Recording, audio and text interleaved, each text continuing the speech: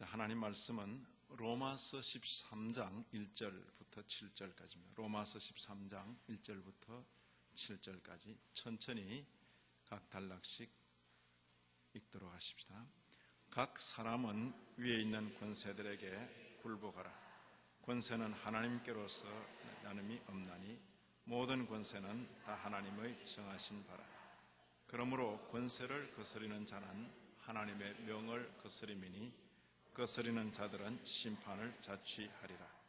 관원들은 선한 일에 대하여 두려움이 되지 않고 악한 일에 대하여 되나니 네가 권세를 두려워하지 아니하려느냐? 선을 행하라. 그리하면 그에게 칭찬을 받으리라. 그는 하나님의 사자가 되어 내게 선을 이루는 자니라.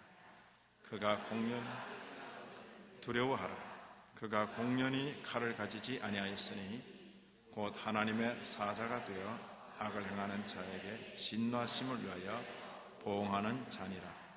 그러므로 굴복하지 아니할 수 없으니 노를 인하여서만 할 것이 아니요 또한 양심을 인하여 할 것이다. 너희가 공세를 바치는 것도 이를 인함이라. 저희가 하나님의 일꾼이 되어 바로 이 일에 항상 힘쓰느니라. 모든 자에게 줄 것을 주되 공세를 받을 자에게 공세를 바치고 국세 받을 자에게 국세를 바치고 두려워할 자를 두려워하며 존경할 자를 존경하라. 아멘. 자, 오늘 저녁에도 각처로부터 여기까지 나오신 모든 분들 진심으로 환영하고, 수요일 저녁에는 우리 찬양대원들이 이제 주력 부대이고 또 유치원 교사들이 이제 자리를 분명히 가지게 되었고, 또 오전에 오지 못한 우리 직장에 계시는 여러 성도님들이 피곤하지만은 몸을 이끌고 여기까지 나왔습니다. 하나님께서 말씀 가운데 우리에게 은혜를 주시기를 진심으로 기대합니다. 제가 학교에 있을 때도 보면 야간반이 실력이 좋았다, 그렇게 생각합니다.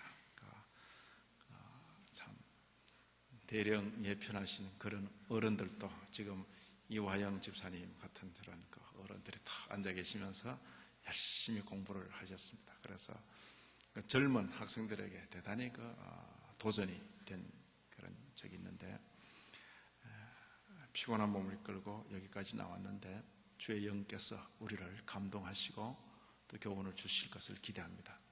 특히 오늘 저녁 이런 내용은 우리 노무현 대통령이나 정부 강요들이 함께 들으면 은혜가 될 그런 말씀입니다. 왜냐하면 교회가 참 좋은 데다. 이 세상 천지에 이렇게 정부에 순복하라고 가르치는 그런 단체가 없어요. 그런데 교회에서는 다 이렇게 가르친다 그 말이에요. 자, 우리가 읽은 성경이 어디입니까? 로마서, 신약이죠. 신약입니다. 누가 하신 말씀입니까? 이때도 하나님께서 말씀하셨습니다. 이러면 다 맞습니다. 맞는데 역사적인 그 자리가 하나님께서 누구를 통하여? 사도 바울을 통하여 1차 수신자, 누가 이 서신을 받았습니까? 로마 성도들. 사도 바울을 얼굴과 얼굴을 대면하여 본 적이 없는 로마 성도들이 먼저 편지 글로 사도 바울의 글을 대하게 된 것입니다. 자, 그때 바울 사도가 이 서신을 쓸 당시에 로마라는 그 나라의 형편이 이 신앙, 기독교 신앙에 대해서 호의적인 때입니까? 적대적인 때입니까? 성도들이 모이면 보조금 지급하고 성도들이 예배당 진다 그러면 지원금 나오고 그랬습니까?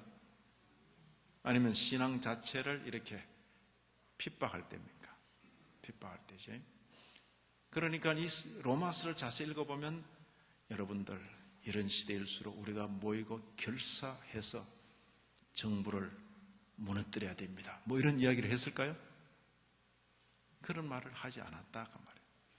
그 시대를 이렇게 연상하면서 이 말씀을 기억하는 것이 좋습니다.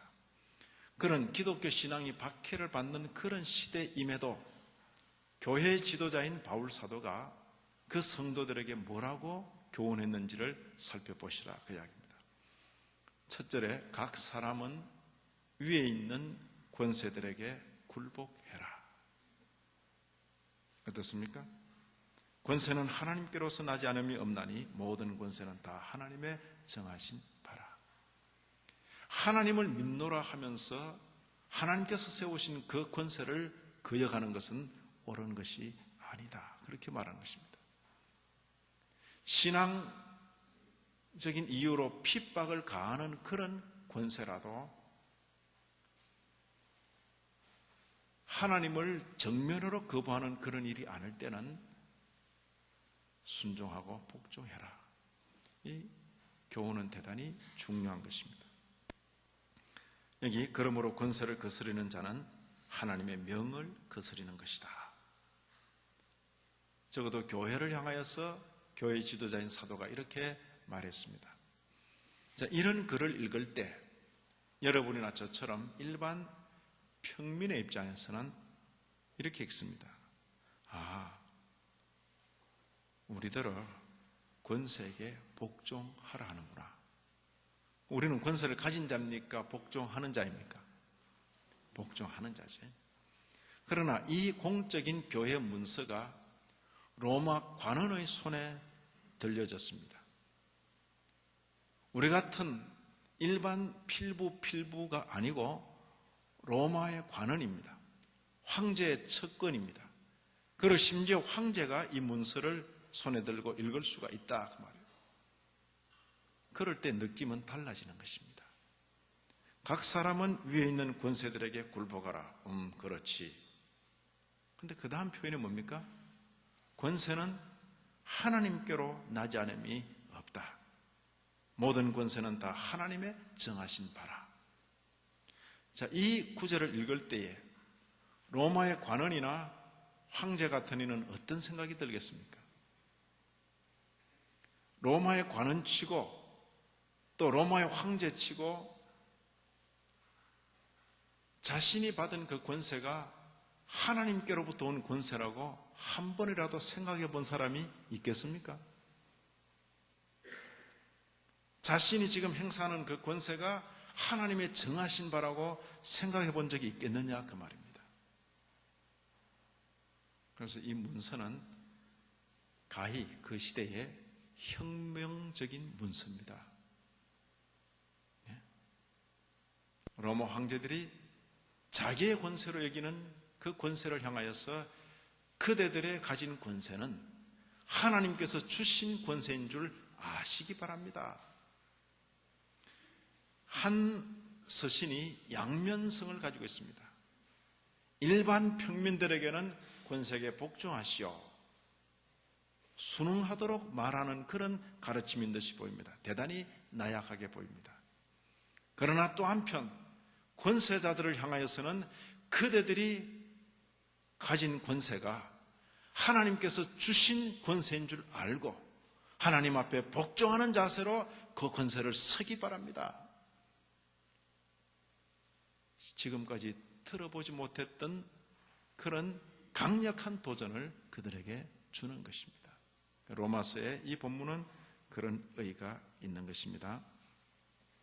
자, 관원들은 선한 일에 대하여 두려움이 된다. 네가 권세를 두려워하지 아니하려느냐? 그러면 선을 행해라. 우리 가운데도 어떤 분은 경찰만 보면 겁내는 사람이 있어요.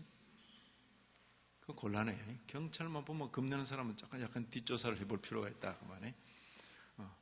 그냥 운전 잘해 가다가도 경찰차만 보면 괜히 그 주눅이 드는 그런 사람이 있어요.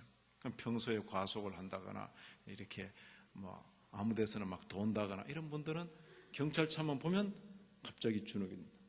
평소에도 준법대로 해나가는 분은 경찰차가 옆에 끊었거나 아무 상관이 없어요. 그렇잖아요. 또 이렇게 경찰에 대해서 아주 긍정적인 그런 이미지를 가진 사람은 경찰을 보면 반가워요. 또 도우러 나타났구나.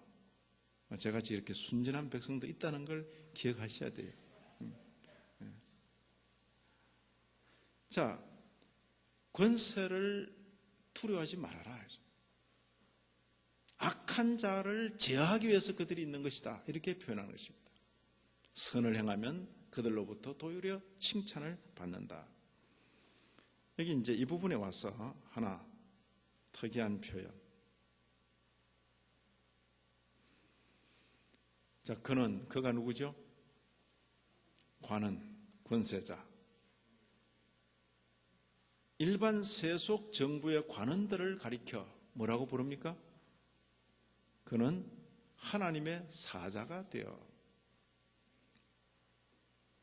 우리 특히 기독교 집단, 이 교회에서는 하나님의 사자, 하나님의 종, 그러면 누구를 가리키는 통칭입니까? 예? 예, 제가 그렇게 부르지 마라 그랬죠. 예. 제가 하나님의 사자라면 여러분도 하나님의 사자입니다. 제가 하나님의 종이라면 여러분도 하나님의 종입니다. 기독교에서는 목사만을 배타적으로 하나님의 종이라 부르고 싶어 합니다. 그런데 놀랍게도 성경에 일반 세속 관원을 두고 뭐라고 부릅니까? 하나님의 사자라, 이런 표현을 쓴다 그 말이에요. 그는 하나님의 사자가 되어서 내게 선을 이루는 자니라. 그러나 내가 악을 행하거든 두려워하라. 그가 공연히 칼을 가지지 아니하였으니 곧 여기도 하나님의 사자가 되어. 이 표현에 유의하시라. 하나님은 교회의 하나님만이 아니십니다. 하나님은 교회를 옳은 장중에 붙들고 서실 뿐만 아니라 하나님께서는 세속 정부도 하나님께서 의의 도구로 쓰시는 것입니다. 그걸 우리가 기억하셔야 됩니다. 그래서 우리 교회 가운데 자라는 유능한 젊은 청년 가운데 어떤 청년은 신학교로 가서 목사가 되고, 어떤 청년은 법과대학을 가서 판사가 되고, 행정고시를 하고 이 정부 강요가 되고, 그럴 때 쟤는 말이야 신앙생활을 잘못하더니 세상으로 빠졌어. 신학교 간 얘가 진짜야. 이런 소리를 하지 않기를 바란다 그 말이에요. 신학교에 가서 목사가 되는 그 청년도 하나님이 주신 소명을 따라 가는 것이고, 법과대학을 가서 판사가 되는 그 청년도 하나님이 주신 소명을 따라 가는 것입니다. 신학교로 가서 목사가 되는 사람도 자기 어떤 이상을 성취하기 위해서 간다면 문제가 있는 것이고, 예? 고시 공부를 하는 그 청년도 신앙적인 입장에서 그 일을 한다면 그건 잘하는 것이다 그 말이에요. 하나님의 사자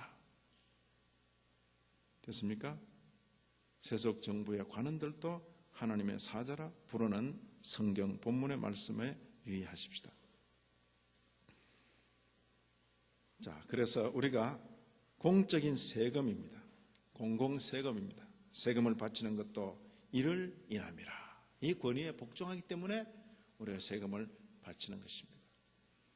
지금 우리 한국 정부에서 참 주택 이런 문제로 투기를 억제하기 위해서 지금 과도한 이 세금을 막 매길 때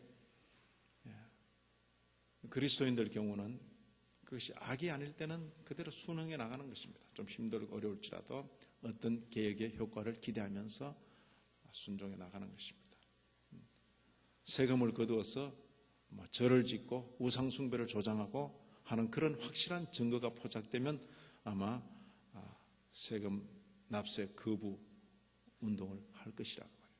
그러나 그렇지 않을 때 이 나라의 어떤 잘못된 경제 구조를 바꿔보려고 애를 쓰는 그런 노력 가운데 일어날 때는 기꺼이 그 일에 앞서서 동참을 해준다. 때로는 그 결과가 내게 손해가 되는 때가 있을지라도 그 일의 결과가 있기 위해서 지지해주는 그 역할을 성도들은 할 것이다. 공세입니다. 그래서 세금을 받을 자에게는 세금을, 공세를 바치고 국세 받을 자에게는 국세를 바친다. 두려울 자를 두려워하고 존경할 자를 존경해라. 이것이 로마서를 통해서 그때 그 성도들에게 가르친 교훈입니다. 자, 이것이 왜 중요하냐? 오늘 우리가 배울 국가관과 관계되기 때문에 이 구절을 택했습니다. 자, 벨직 신앙고백서의 역사적 배경에 대해서 우리가 배웠습니다. 그리고 지난 시간에는 교리적인 특징 중에서 첫째는 성경관, 둘째는 신론, 그러죠? 성경론, 신론, 삼일초론에 대해서 배웠습니다. 오늘은 교회론과 국가론입니다. 교회론과 국가론. 자, 교회론에 대한 것은 여러 장에 언급되어 있습니다. 27장부터 35장까지입니다. 전체 몇 장이죠? 네, 전체 9장입니다. 자, 제가 장을 말씀드릴 테니까 제목을 한번 말씀해 주시기 바랍니다. 이게 전부 교회론과 관계된 것입니다. 제27장, 제28장, 제29장, 30장, 31장, 32장, 33장, 34장, 35장. 아마 거의 그 단어만 봐도 우리가 좀 들은 적이 있다 이런 내용일 겁니다. 여기 예를 들어서 성례, 세례, 성만찬, 이건 뭐 우리가 반복해서 듣는 내용입니다. 목사, 장로, 집사, 교회에 있는 그 항존직, 그러죠? 교회 질서와 가르침, 행정과 그 직무, 그러죠? 참교회. 이 중에서 우리가 29장을 중심으로 교회관에 대해서 말씀을 드릴 것입니다. 자, 제 29장에 좀 더 유의를 하겠다, 그렇게 말하고 있습니다. 제목, 참교회의 특징, 그리고 그에 비해서 거짓 교회와의 차이점. 자, 이런 글을 여러분들이 읽어본 적 있으면 참교회, 거짓교회, 이런 표현은 뭡니까? 교회는 교회인데 진짜 교회가 있고 가짜 교회가 있다, 이런 전제가 지금 딱 있는 것입니다. 당시 종교개혁 당시에 유럽의 거의 모든 지역에 마을마다 건물이 있고 십자가가 달려있는 그 건물 안으로 사람이 드나들었습니다. 대도시에는 거대한 그런 성당들이 있었습니다. 그런데 종교개혁가들은 교회가 아니다라고 단호히 말할 수 있었던 것입니다. 바로 그런 배경 속에 오늘의 개혁교회가 일어난 것이다, 이렇게 보셔야 합니다. 그래서 참교회의 특징, 그리고 거짓 교회와의 차이점, 이것을 한 장에 걸쳐서 표현하고 있습니다. 여기에 교회 표지로서 말씀, 그리고 성례, 그리고 권징이 제시되고 있습니다. 자, 이건 이제 상식적으로. 이 단락을 같이 한번 읽어봅니다. 우리는 마땅히 성실하고 주의 깊게 참 하나님의 교회가 무엇인가를 말씀을 통해 알아야만 한다고 믿는 바인데, 그 이유는 이 세상의 모든 이단도 스스로 교회라는 이름으로 존재하기 때문이다. 우리가 여기에서 말하고자 하는 것은 스스로 교회라고 부르는 온갖 이단들로부터 참교회의 하나됨이 반드시 구별되어야 한다는 것이다. 자, 무슨 인식인가 하니까 저거 전혀 교회라고 볼 수 없는 집단인데도 교회, 그렇게 이름 붙이고 다닌다, 그 말이에요. 아마 그것은 대한민국에서 기독교 신앙생활하는 많은 성도들이 이미 느낄 것입니다. 우리 주변에도 교회 아닌데도 교회라고 버젓이 처음에는 십자가를 달았어요. 그러나 어느 날 가다가 정체가 나타나 십자가를 내리고 거기다가 비둘기 한 마리 그려놓고 감람나무 잎을 문 비둘기가 나타났어. 그 무슨 뭐죠? 전도관.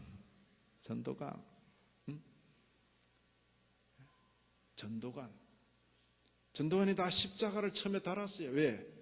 장로가 그 교단을 일으켰기 때문에. 박아무개 장로가 그 교단을 일으켰습니다. 신령하고 능력 있는 장로로 6.25 이후에 한강 백사장 집회를 비롯해서 전국을 풍미했던 그런 신령한 장로였습니다. 서울 남도면교회 장로였습니다. 그런데 십자가를 한동안 달고 다녔습니다. 그러나 어느 날 십자가를 내리고 거기다가 대신 비둘기와 감람나무를 갖다 따는 거예요. 그리고는 나중에 가서는 드디어 내가 하나님이다, 천부교로 된 것입니다. 한동안 전도관으로 날리다가 마지막 때는 천부교, 자신이 하나님이라고 선포한 것이다. 이런 유사한 또 종교가 하나 있죠. 세계 기독교 통일신령협회, 소위 통일교라는 것. 그도 스스로 하나님임을 선포한 것이다. 예수가 실패한 그 구속의 일을 자신이 이룬다고 그렇게 나타났지만은 드디어 자신이 그걸로 만족하지 못하고 친히 하나님임을 선포하는 기독교 아닙니다. 그러나 버젓이 세계 기독교 통일신령협회라 이름을 그렇게 기독교라고, 그리고 사회, 문광부 이런 데서는 기독교로 분류하는 것입니다. 1000만 기독교인, 한국의 1000만 기독교인은 웃기는 1000만입니다. 거기는 전혀 기독교로 분류될 수 없는 수많은 사람이 수적으로 거기 속해 있는 것이다. 그 말이에요. 헛된 수노름에 속지 마시고 한국 땅에도 진실하고 참된 성도들은 희귀하다, 그렇게 보시면 틀림이 없을 것입니다. 여기 이단도 스스로 교회라는 이름으로 존재하기 때문에 그런 교회들로부터는 구분되어야 된다, 그 인식이 있는 것입니다. 전혀 교회라고 인정할 수 없는 그런 당시 카톨릭 교회로부터 우리는 그런 류의 교회는 아니다라고 당당하게 외치는 것입니다. 건물들은 다 카톨릭 교회가 가지고 있습니다. 큰 조직과 큰 예산은 그들이 다 가지고 있지만은 사람뿐인 그 계신 교도들이 건물도 없고 박해를 피해서 산속에 모이고 빈들에 모이는 그들이 우리가 참 교회다라고 말할 때 뭐가 교회인가 그 말이에요. 건물이 교회가 아닙니다. 건물은 건물일 뿐입니다. 교회는 사람입니다. 참 교회임을 알 수 있는 몇 가지 사실은 다음과 같다. 자, 다시 한번 봅니다. 복음의 순수한 교리가 전파되어야 참 교회다. 이제 복음의 순수한 교리가 전파되어야 참 교회다. 둘째는 그리스도에 의해서 세워진 성례가 순수하게 이행되어야, 이 순수라는 표현은 잡다한 것이 섞이지 않고 그런 뜻입니다. 변질되지 않고 그런 뜻입니다. 셋째로 교회의 가르침으로 인해 죄를 징벌하는 일이 일어난다면, 이걸 다른 유식한 표현으로 뭐라 그랬습니까? 권징이라 그래요. 권징. 죄를 징벌하는 일이 일어난다면 이는 참교회에 속하는 것이다. 설교 시간이라고는 있는데, 아예 성경도 읽지 않고 원리 강론 읽고 해설하는 그런 집단이 있다면 그건 아닌 것이고, 성경은 읽어놓고 성경과는 전혀 동떨어진 이야기를 동서남북 사방을 다니면서 쫙 이야기하고 1장의 종교 강연을 딱 마치고 끝내면 그것도 아닌 것입니다. 여러분들이 우리 교회를 떠나서 살다 보면 세계 곳곳으로 이사를 다닐 수 있습니다. 그럴 때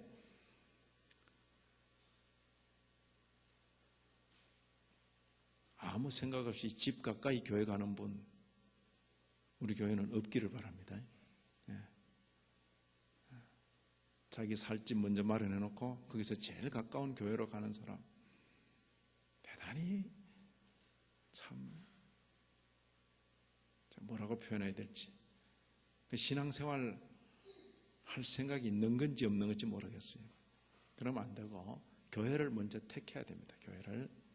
그럴 때 1시간 예배 참석해 보면 거의 다 파악이 돼요. 설교의 방향, 내용, 수준 모든 게 파악이 돼요. 성경 말씀 읽어놓고 성경을 설명하지 않으면 일단은 그 교회에 적을 두지 말기를 바랍니다. 성경 말씀을 읽었으면 성경을 설명을 해줘야 된다고. 그런데 이미 많은 교회들이 성경을 읽었지만 성경을 설명 안 해도 뭔가 목사라는 사람이 1시간 가까이 떠들고 있으면 설교 들었다 이렇게 생각하는 분위기가 굉장히 많이 있습니다. 그건 아닙니다. 첫 번째에 어긋나는 일입니다.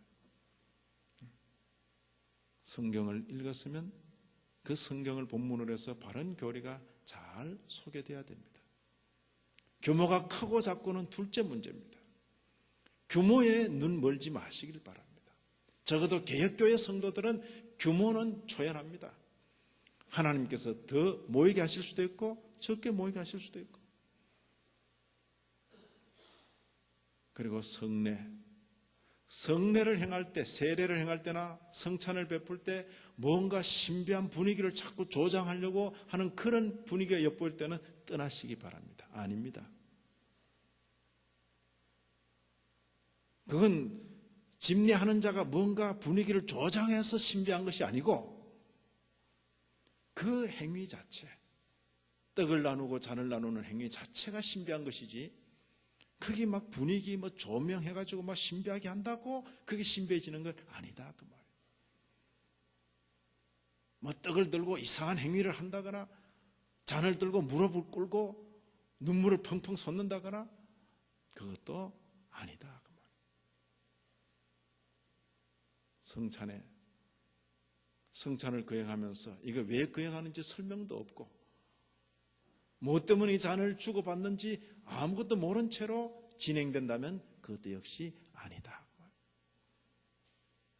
그리고 교회 가운데 공적으로 알려진 죄가 있는데도 아무 소리도 못하고 유야무야 넘어가는 그런 교회는 이미 교회의 능력을 상실한 교회입니다. 성도가 개개인이 물려있는 개인적인 아직도 드러나지 않는 죄에 대해서는 각자가 하나님 앞에 서서 회개할 문제입니다. 그러나 공적으로 드러난 죄에 대해서는 어떻게든지 공적으로 처리하지 않으면 그 회중 전체가 그 죄짐을 지고 있는 것이다. 목사가 있어서 당회가 있어서 그 죄 문제에 대해서 입장을 분명히 하고 그 죄짐을 해결하지 않으면 안 되는 것입니다. 교회 공적인 책임을 가진 어떤 분이 온 성도들이 뒤에서는 다 수군거리는 그런 죄에 이미 가담되어 있는 것을 전체가 알고 있는데도 이런저런 이유로 말을 못하고 침묵하고 있다면 이미 교회는 능력을 상실하고 있다. 그때는 그 사람이 아무리 세상적으로 크고 교회 내에서 어떤 큰 영향을 가졌다 할지라도 아닐 때는 아니라고 분명히 전체 교회 앞에서 드러내주고 그에 상응하는 벌책을 받도록 해야 그것이 바로 권정이 시행되는 것이다. 그것입니다. 남의 숨은 죄를 찾아내기 위해서 막 사복 형사를 풀고 이런 건 아닙니다. 알려져 있는 죄, 교회 전체가 짐으로 느끼고 있는 그 죄를 당회가 있어서 해결하지 못하면 아니 되는 것이다. 됐습니까? 자, 이 정도로 하고 우리는 역사적 개혁교회의 정체성을 더욱 분명하게 이해할 수 있습니다. 비개혁교회를 향한 개혁교회의 정신이 얼마나 철저하고 확고한가를 엿볼 수 있는 것입니다. 그러니까 건물 있고 십자가 달려있고 그 안에 수많은 사람이 드나든다고 교회로 인정하지는 않았습니다. 교회의 특징, 이 표지가 있을 때만 교회라 그렇게 말할 수 있는 것입니다. 특히 우리가 더욱 주의 깊게 살펴야 하는 것은 이 세상의 이단들도 자신들을 교회라고 칭하고 있기 때문에 개혁교회의 정체성은 성경의 참된 신앙을 통해서 더욱 명확하게 타협이나 양보 없이 그래서 드러나야 함을 강력하게 표명하고 있다. 같이 읽습니다. 거짓 교회는 하나님의 말씀보다는 그들 자신과 그것의 질서에 보다 더 큰 권위를 부여한다. 거짓 교회는 그리스도의 명예에 자신을 복종시키고자 하지 않는다.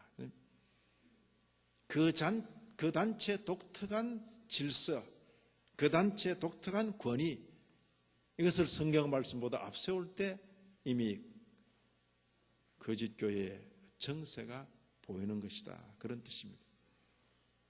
참교회는 하나님의 말씀을 가장 기준으로 여기고 그 말씀에 따라 서기도 하고 앉기도 하는 그런 교회입니다. 제가 아침 오전 시간에는 이 단락과 관계해서 오늘날 교회의 이런 경향에 대해서 제가 좀 주의를 주었습니다. 한 교회에 있어서 담임 목사 외에는 분명히 목사님들인데 목사 아닌 듯이 여기는 그런 분위기, 이런 분위기가 교회가 규모가 크면 클수록 심해집니다. 그리고 어떤 큰 교회들은 보면 자기 목사 외에는 세상에 목사가 없는 것처럼 여기고 생각하는 그런 분위기도 역시 문제입니다. 그런 현상은 그 방향이 교황주의를 향하고 있는 그런 모습이다. 여러분과 저는 개혁교회의 신앙인임을 표방하고 있는 성도들입니다. 적어도 개혁교회의 신앙인들이라면, 예를 들어 우리 교회 여러분들이 김성복 목사를 담임 목사로 존중히 여기면 저와 함께 동력하고 있는 이 교회의 모든 목사님들에 대해서 저에 준하는 그런 존경과 마음을 표하는 것이 당연합니다. 그리고 그 같은 자세가 역시 목사 후보생들, 목사가 되기를 원하는 그 길에 들어서 있는 사람들에 대한 똑같은 존경으로 나오는 것이 당연하다. 그 말. 물론 연령과 그 수준과 그 어떤 인품에 따라서 개인적인 차이는 있을 것입니다만은 한 교회에서 담임 목사 홀로 목사인 듯이 그렇게 보여지는 분위기, 그것은 결코 개혁교회답지 못한 분위기입니다. 이런 현상이 가장 극대화돼서 나타나는 데가 사교 집단입니다. 사교 집단. 사교 집단의 특징이 뭡니까? 그 교주밖에는 다른 이가 없습니다. 그런 정세를 보이는 대한민국 안에 교회들이 있습니다. 그 교회 성도들은 그 목사님 말씀 외에는 어떤 주석도 어떤 앞서간 선배들의 이야기도 들으려 하지를 않습니다. 그 병은 그 목사로부터 그 성도들에게 이미 스며 들어와 있는 병이다. 그렇게 생각되는 것입니다. 적어도 개혁교회 목사는 아무리 존경받고 사랑받는 목사라도 자신이 앞서간 수많은 선배들에 비해서는 아무것도 아니라고 누차 고백할 수 있어야 할 것입니다. 저 같은 사람은 앞서간 그 신앙의 선배들에 비하면 아무것도 아닌 것입니다. 그건 누가 겸손해서 하는 말이 아니라 진실로 그러하다 그 말이에요. 사람들이 저를 보고 저에게 관심을 집중하려 그러면 차라리 저는 제 주변에 있는 다른 뛰어난 종들을 소개할 것입니다. 그리고 현존하지 않지만은 우리보다 앞서 살아간 수많은 귀한 종들을 여러분들 앞에 기꺼이 소개할 것입니다. 그리고는 그분들, 찬란한 별들과 같은 그분들 속에 나는 하나의 작은 빛이 보일 듯 말 듯하는 그런 한 사역자에 불과하다. 그 말은 무엇입니까? 하나님께서 살아계셔서 하나님께서 각 시대의 종들을 일으키시고 능력의 장중에 붙들고 서시는 것이지, 어떤 인간 개개인이 특유한 능력을 발휘해서 교회를 주장해 가는 것은 아니다 그 말입니다. 됐습니까? 이런 병적인 정세가 개신교회 안에도 많이 보이고 있는 것입니다. 세계적인 큰 교회가 10대 교회 중에서 5, 6개가 한국에 있다고 말하는 이 한국 교회 안에 깊은 질병으로 지금 있는 것이다 그 말이에요. 그 교회들의 성도들은 자기 목사님 외에는 목사가 없는 듯이 여긴다 그 말이에요. 그건 병입니다. 하나님 앞에서 우리 목사도 참 귀하지만은 다른 많은 종들을 하나님께서 쓰신다고 여기는 것입니다. 그리고 그 목사가 귀한 만큼 그와 동력하고 있는 수많은 어리고 아직까지 덜 성숙된 그 목회자들도 참으로 귀한 것입니다.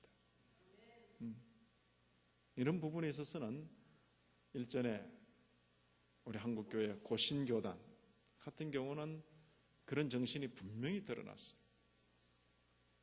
말씀을 전하는 이 전도사님들인데, 아직 목사님이 아니에요. 전도사님들인데 말씀을 전하는 그 권위가 얼마나 탁월한지 당당해요. 당당하다고.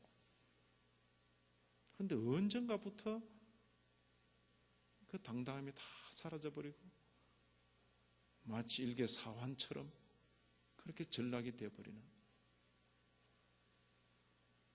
교회 분위기는 그래서는 안 되는 것입니다. 담임 목사가 귀한 만큼 함께 더불어 있는 목사가 귀한 것입니다. 저 같은 사람 신학교에서 제가 교수로 있으면서 제자들이었어요. 어제는 제자들이었는데 오늘 교회에서 동력자로 만나는 것입니다. 제가 함부로 할 수 없는 것입니다. 제자라고 늘 말 놓고 함부로 하고 그렇게 할 수 있습니까? 아니죠. 어제는 제자였습니다. 그러나 오늘은 함께 목사로서 하나님 앞에 같이 서 있는 동력자다. 이런 정신이 잘 드러나야 그것이 개혁교회죠. 개혁교회죠.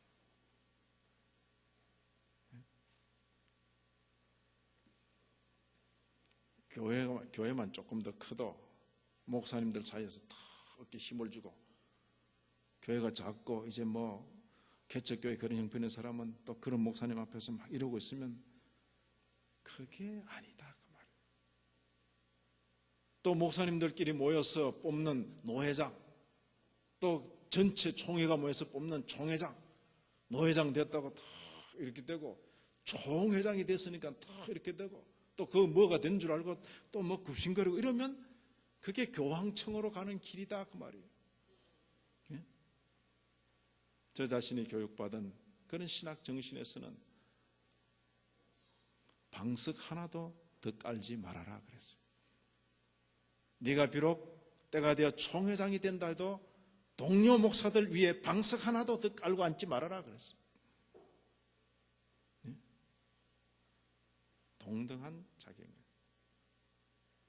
제가 몇 차례 말씀드리지만은 제가 목사 안수를 받게 되자 저희 선친 목사님께서 제게 대해서 말씀을 이렇게 극존칭은 아니더라도 항상 말 끝을 이렇게 높여주셨어요. 항상 김 목사로 불러주시고. 왜요? 하나님 앞에서 한때 아들이었지만 지금도 아들이지만은 그러나 하나님 앞에서 함께 목사된 자로 늘 존중히 여겨주신 것입니다. 그 자세가 필요하다 그 이야기입니다. 됐습니까? 자, 여기 거짓 교회는 그리스도께서 그 말씀에 명하신 것처럼 성례를 시행하지 않고, 그런 뜻입니다. 성례는 시행하는데 제 식대로 한다 그 이야기입니다. 그 자신이 기뻐하는 대로 그것에다 무엇을 더하거나 그것으로부터 뺀다 그 이야기입니다. 거짓 교회는 그 자신을 그리스도에게보다는 사람에다 그 근거를 둔다. 거짓 교회는 하나님의 말씀에 따라 거룩한 삶을 사는 자들, 참 성도들, 또 거짓 교회의 죄와 탐욕과 우상 숭배를 비난하는 그런 자들을 핍박한다. 자, 그럼 이런 내용을 읽으면 어때요? 아, 이 세상 가운데 교회라는 교회가 있어서 참 교회가 거짓 교회로부터 핍박과 박해를 당할 수도 있겠구나. 이 교회의 핍박이라는 것이 항상 교회 밖에서만 오는 게 아닙니다. 교회 안으로부터 오는 그런 핍박도 있는 것입니다. 그런데 이 두 교회들은 쉽게 인식되고 서로 구별된다 이렇게 표현했습니다. 역사적 개혁교회가 늘 비개혁교회로부터 따돌림과 핍박과 고통을 받아왔음을 암시하고 있습니다. 자, 이로써 오늘날에도 여전히 참된 역사적 개혁교회의 정신을 되찾으려고 하며 그 정신을 지켜가려고 할 때 우리처럼 이렇게 막 몸부림을 치는 이런 교회에서는 그 말이 많은 어려움을 겪게 될 것을 짐작하여 알 수 있다. 이런 정신으로 막 나가려 그러면 에이 뭐 시대가 어떤데 이러고 이제 말한다 그 말. 바른 길로 가려고 할 때 비난이 세상으로부터 오는 비난은 능히 이겨낼 수 있어요. 그러나 같은 교회라는 교회로부터 그 비난을 올 때 그것이 참 힘들다 그 이야기입니다. 그러나 이런 어려움이 있다고 해도 개혁교회는 선조들로부터 내려온 참된 성경신앙의 정신을 포기하지 않고 오히려 이 개혁신앙을 지켜가고자 하며 필요하다면 뭐랬습니까? 목숨을 걸고서라도 이 진리를 지켜왔던 것을 우리는 이미 잘 보아 안다. 이런 신앙 정신이 철저한 칼빈주의적 신앙 정신이다. 자, 개혁 신앙, 칼빈주의적 정신, 성경적인 신앙 이런 표현들이 같이 나가는 것입니다. 자, 칼빈의 이런 글을 한번 인용해 보십시다. 같이 한번 읽습니다. 교회와 하나님을 위하여 열심히 끈질기게 일하기를 원하는 사람은 누구든지 양면의 전쟁을 위하여 준비를 갖추어야 한다. 하나님의 종들은 죽음의 두려움에 대하여 준비를 갖추고 있어야 하며 용명을 견제해야 한다. 비록 죽어야만 하고 목을 매달아야 할지라도 그의 임무를 수행하기 위하여 필요하다면 목을 내놓고 자신들의 피로써 그 교리를 수호해야 한다. 또 다른 한편 하나님의 종들은 신중해야 한다. 왜냐하면 진리의 적들은 종종 아첨하면서 침입에 들어오기 때문이다. 내가 알기로는 이런 방향으로 들어오는 침입이 더 위험하다. 영적 전투를 치를 때 두 가지. 하나는 용맹해야 되고 하나는 신중해야 된다. 용맹은 그냥 막 달려들 때 그때는 당당하게 싸워야 됩니다. 근데 신중하지 못하면 뭐예요? 막 아첨하고 당신이 최고요. 그러고 막 들어오면 그런가 하고 있다가 교만해진다. 그 이야기입니다. 그러죠? 칼빈 같은 이는 영적 전투의 그 이중성을 잘 보고 있었던 것입니다. 자, 눈 좀 식히고 마음도 좀 가라앉히고. 네. 교회관 끝났어요. 목사님입니까? 이런 분이 있어요. 닮았어요? 자, 이제 국가관으로 넘어갑니다. 국가관. 왜 국가관이 중요한가? 그 당시 시대가 교회가 이 참된 교회가 이 가톨릭을 지지하는 황제로부터 핍박을 받던 시대이기 때문에 더욱 그러하다. 이 필립 2세 같은 이는 지난번에 소개한 칼 5세의 아들인데 젊어서 아버지를 이어서 왕이 되어서 내 평생의 사명은 이 지상에서 개신교회를 박멸하는 것이다. 그렇게 공언한 사람이 교회는 남고 그는 갔습니다. 신앙고백서 36장에 정부에 관한 고백이 나옵니다. 마지막이 37장입니다. 제가 묻습니다. 벨직 신앙고백서는 전체 몇 장으로 되어 있습니까?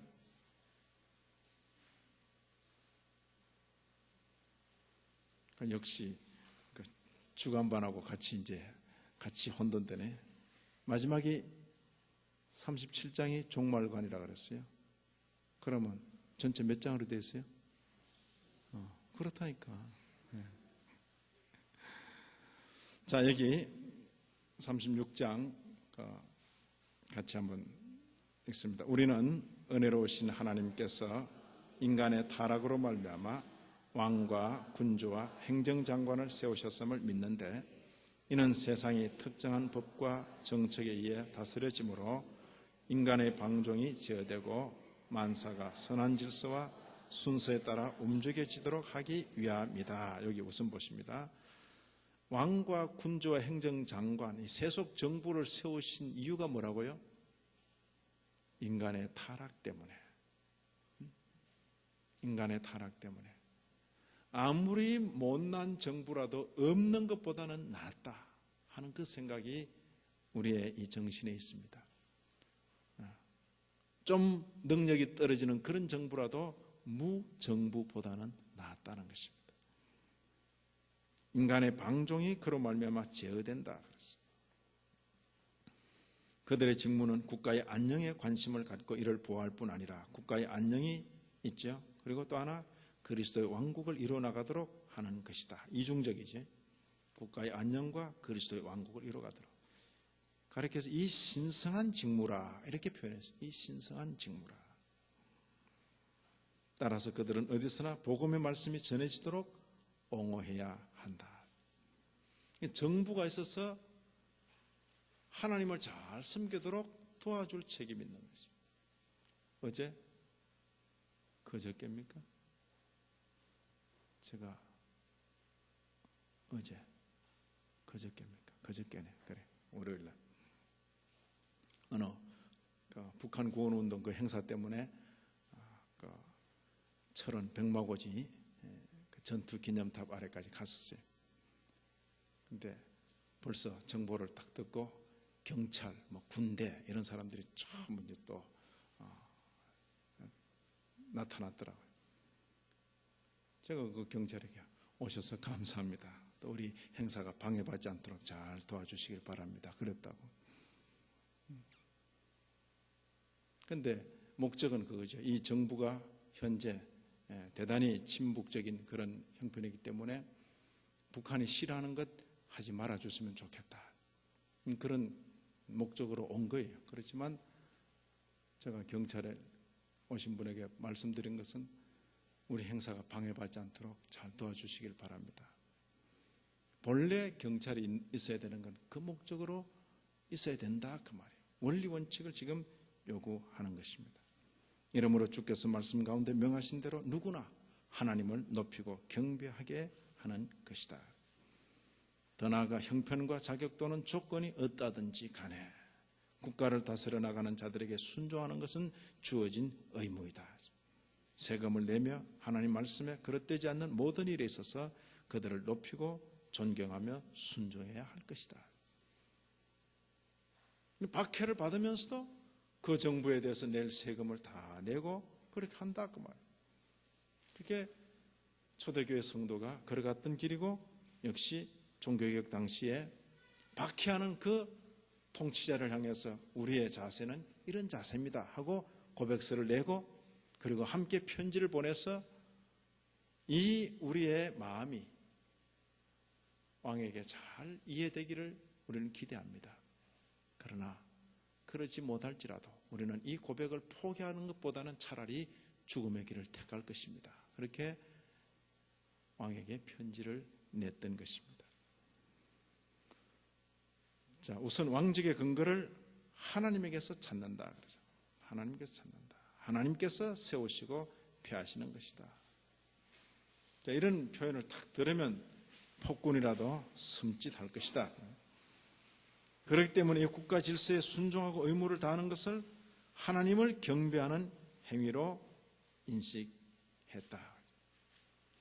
국가에 아주 충실한 백성으로 살아가는 것, 그게 곧 예배하는 자의 기본적인 자세다. 이렇게 얘기했던 것입니다.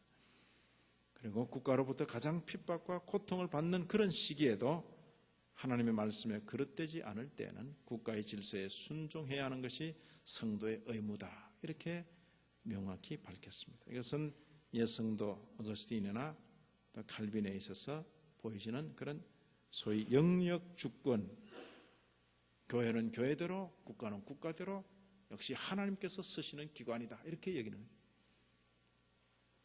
교회만 거룩하고 국가는 세속적이기 때문에 교회는 국가를 향해서 싸워야 된다. 이렇게 여기지 않았다. 그 말이에요. 당시에 이 세상 정부를 전면적으로 부인하는 그런 단체가 있었습니다. 제세례파라고 불리우는 그런 급진적인 종교 단체였습니다. 이 급진적인 종교 단체에 대해서 이렇게 비판했습니다. 우리는 무시하며 권세자의 통치자들을 배격하고 공의를 무시하며 재산의 공유를 내세워 하나님께서 인간에게 세우신 선한 질서와 순서를 깨뜨리는 누구? 제세례파와 그 외에 거짓을 선동하는 자들을 철저히 배격하는 바이다. 종교적인 어떤 열심 가운데 자기들의 종교 집단만 인정하고 세속 정부를 사단의 집단인 것처럼 그렇게 매도하는 그 일에 대해서는 우리는 상관이 없습니다 하고 분명히 밝히는 것입니다. 흔히 이런 예를 들면 그런 거지. 부천에서 어떤 그 집단을 이루고 자기 교도들을 또 말 안 듣는다고 막 죽여가지고 생매장하는 그 집단도 밖으로 드러날 때는 뭡니까? 기독교 이렇게 나온다고 말이에요. 그럴 때 그런 집단과는 우리 기독교가 상관이 없습니다 라고 분명히 밝히는 그런 역할을 하는 것입니다. 자, 여기 신성한 직무라 아까 표현했는데 국가의 의무에 대한 자리를 말하는 것인데 본래 이런 내용입니다. 이 신성한 직무, 즉 우상과 거짓된 예배를 배격하고, 그러죠? 즉 그리스도의 왕국이 멸하고 그리스도의 나라가 이루어 나가도록 해야 하는 것이다. 이렇게 원문에는 되어 있습니다. 정부가 할 일이 뭡니까? 이 땅에서 이 백성들 가운데 우상 숭배가 만연한 것을 막아주고 교회가 잘 번성할 수 있도록 돕는 그 일은 정부가 할 수 있는 일이다. 그런 뜻입니다. 오늘 이 시간에 우리는 교회와 국가에 대해서 잘 배웠습니다. 세상에는 거짓 교회도 있구나 하는 것을 우리가 들어 알게 되었습니다. 이제 후로는 신앙생활 할 때 무조건 십자가 있다고 다 찾아 들어가는 것이 아니라 그 안에서 무슨 일이 일어나고 있는가를 잘 살펴서 참 교회를 분별해서 살아야 할 것입니다. 그리고 신앙생활이라는 명목으로 국가를 배관시하는 그런 자세를 가지지 말고 신앙과 함께 국가의 성경적인 그 위치를 잘 알아서 이 땅에서 아주 충실한 백성으로 신민으로 그렇게 사는 그런 그리스도인의 삶을 살아가게 되기를 진심으로 기대합니다. 우리 기도하십시다. 하나님 아버지, 우리에게 앞서간 신앙의 유산을 살필 수 있는 기회를 주셔서 감사합니다. 또 이러한 공부를 통해서 다음 세대를 위해서 좋은 신앙의 내용을 전수하는 역할을 잘 감당케 하여 주옵소서. 참교회에 속한 성도로 살게 하시고 국가와 관계에 있어서도 하나님 앞에서 신실한 국민으로 살 수 있도록 은혜를 더하여 주옵소서. 예수님 이름으로 기도 올리옵나이다. 아멘.